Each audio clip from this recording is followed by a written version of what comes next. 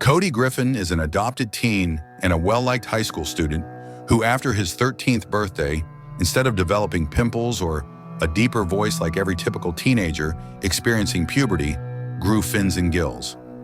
Understanding he's not human, he finds it hard to fit in with society and has to depend on his friends and family for help. It's a lovely evening, and a mermaid is spotted swimming near the shoreline while holding her baby, Cody.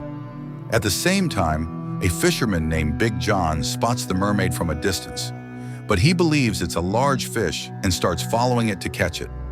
Noticing that John's boat was trailing her, the mermaid attempts to conceal herself, but the fisherman persists, so she places Cody on a young couple's boat to escape capture. As she departs, she entices John the fisherman away, and noticing that the fish he had been pursuing was a mermaid, John becomes fixated on discovering mermaids. Years later, Cody is now the adopted son of Whit and Sharon Griffin, a pair that runs a boat tour, and he assists his venture. In school, he makes a name for himself as a fast swimmer on his school swim team, and has a girlfriend, Sam, much to the jealousy of his swimming competitor and friend, Sean. With a major swimming competition approaching at school, Cody is facing a lot of stress, and to make matters worse, he's struggling in biology class.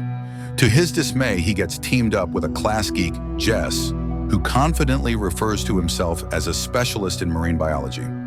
After class, Jess attempts to talk with Cody about their biology project, but he's focused on his 13th birthday the following day and tells Jess to join if he wants. On his 13th birthday, Cody steps away from the party to get a drink of water, and Sam quietly slips in to be with him. She presents him with a birthday gift, which is a photo of herself, and attempts to kiss him, but Cody unintentionally shocks her with an electric jolt as their lips meet. She deserves it for giving such a gift. At the same time, Jess shows up at the party on his bike, but feels excluded by Cody and his friends, so he departs after leaving his gift for Cody with his mom. That evening, Cody goes to sleep imagining swimming in the ocean at night and a mysterious woman gliding towards him. Following his 13th birthday, Cody begins to feel odd. He gets up the following morning and hits his alarm clock while attempting to switch it off. Disregarding this, he goes downstairs and drinks from a milk carton, but to his astonishment, it becomes stuck to his hand. He looks at his hands as if they aren't his, causing his mother to do the same when she notices him. His dad walks in on their hands staring match and asks if he's the only rational person in the house. He goes to the beach to meet his project partner Jess, who is engrossed in his interests as a geek. Cody requests his assistance because he's struggling in biology, and Jess consents provided that he shows him how to swim. As the two shake hands, Jess observes that scales are appearing on Cody's hands and tells him he sees such on only reptiles and amphibians, which scares Cody. At home, Cody is anxious as the skin on his hands won't come off after washing. His mom is worried, but he assures her he's okay. The following day at school, Jess attempts to mention the scales he noticed on Cody's hand previously, but Cody informs him they're no longer there, and they talk about gathering at Jess's house to collaborate on their project. At Jess's home, Cody feels uneasy about Jess's dad, who is fixated on mermaids. In the end, he departs with Jess to focus on their project. His effort pays off as he ultimately receives an A at the conclusion of the project, but his need for water increases at an unusual pace in school. Cody believes he may have gotten a peculiar illness from his biological parents and expresses his concerns to his adoptive parents. But Whit and Sharon believe it's not a big deal. Cody believes something is off, but Sharon declines to contact a doctor as she favors natural healing approaches. That night, Cody heads to the park with Sam and shares with her what's happening. He guarantees her that his condition isn't infectious, which leads Sam to take his hand. As their skin touches, Sam's hair rises like antennas, which causes Cody to laugh. He is unaware that he's sending out electric waves. Back home, Cody's hands become sticky again while studying, and eventually he finds himself stuck on his house ceiling. Observing this, his parents are certain, and they ultimately contact a doctor. To Cody's dismay, the doctor informs him it's merely puberty.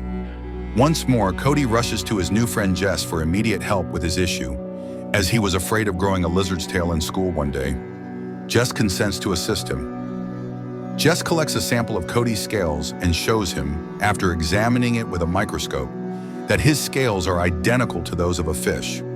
While conducting different tests on Cody, Jess finds that he can produce electricity, hold his breath underwater for an extended duration, swim quicker than an average person, communicate with fish, walk on surfaces, and when wet, scales emerge on his hands, arms, and feet.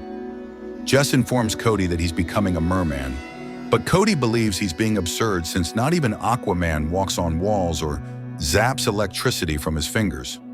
All of a sudden, he understands that his true parents might have a solution to his issues. Cody comes back home and asks his parents about his biological parents as he thinks that they hold the answers to his issues, but they continue to believe he's merely experiencing puberty, as the doctor mentioned. He wets his hands and displays the scales so they understand it's serious. This leads Whit and Sharon to tell the story of how they discovered him on their boat and took him in. After Cody describes all his body changes, they recommend he steer clear of water entirely, which means he cannot participate in their school's final swimming competition, the championship. The following day, Cody listens in on his parents as they fret that he might become a government lab subject if he gets found out, so he dashes out to swim in the ocean to clear his mind. After swimming, he notices he has developed sharp fins along his arms, which he successfully conceals from his girlfriend Sam by burying his arms in the sand. Sam believes he's behaving strangely and ultimately abandons him. Despite the risks involved, Cody participates in the swimming championship and not only wins and surpasses his teammate Sean, but he also sets a new state speed record. However, his scales and arm fins have come back in the swimming pool, which leads him to create a power surge to make a distraction so he can escape. Sean notices the markings on his hands and thinks that Cody has been dishonest, so he chases after the escaping Cody into the locker room. Cody successfully evades him by clinging to the ceiling like Spider-Man, but Sean remains intent on discovering how Cody deceived him. Cody safely exits school and heads home with his parents, who hurried over after they had discovered he was not in his room. Back at home, they attempt to dry Cody off so the fins and scales can vanish, but to their surprise, they are sticking around longer now. His parents are quite anxious that his condition was noticed by everyone at the competition, but Cody attempts to reassure them by stating that he was subtle and no one noticed. But Jess arrives and informs them he witnessed everything that occurred, and folks are discussing Cody fleeing after winning the race and shattering the state speed record. Sam shows up a few minutes later, but collapses like a bag of chips at the sight of the scales on Cody's arms.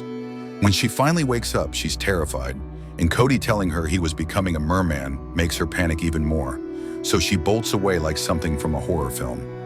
The following day at school, Cody gets into a brawl with Sean, who claims he cheated during the championship, and not even Sam is supporting him.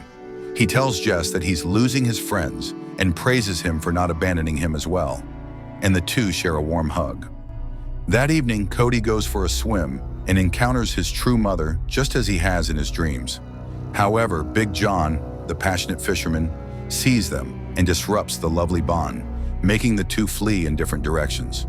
The following day, Cody reaches out to Sam once more, reassuring her that he's still the same person and she needn't worry, while also asking if they can meet at their favorite place by the beach. Sam meets Cody at the beach as asked. She says sorry and they kiss.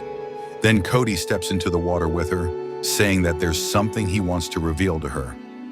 As Cody holds Sam's hand, his mermaid mother quickly appears, but Cody suddenly inhales sharply in discomfort and collapses back onto the shore.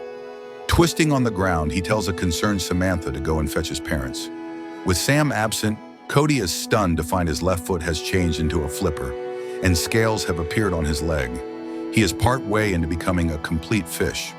Cody is shocked to find someone else there, thinking that Sam has returned, as they cover his face with a blanket. Jess rushes to where Cody was but discovers he's missing. Then he spots his dad's boat and freaks out because he realizes how his dad is fixated on mermaids, and he had noticed Cody's arms at the swimming contest.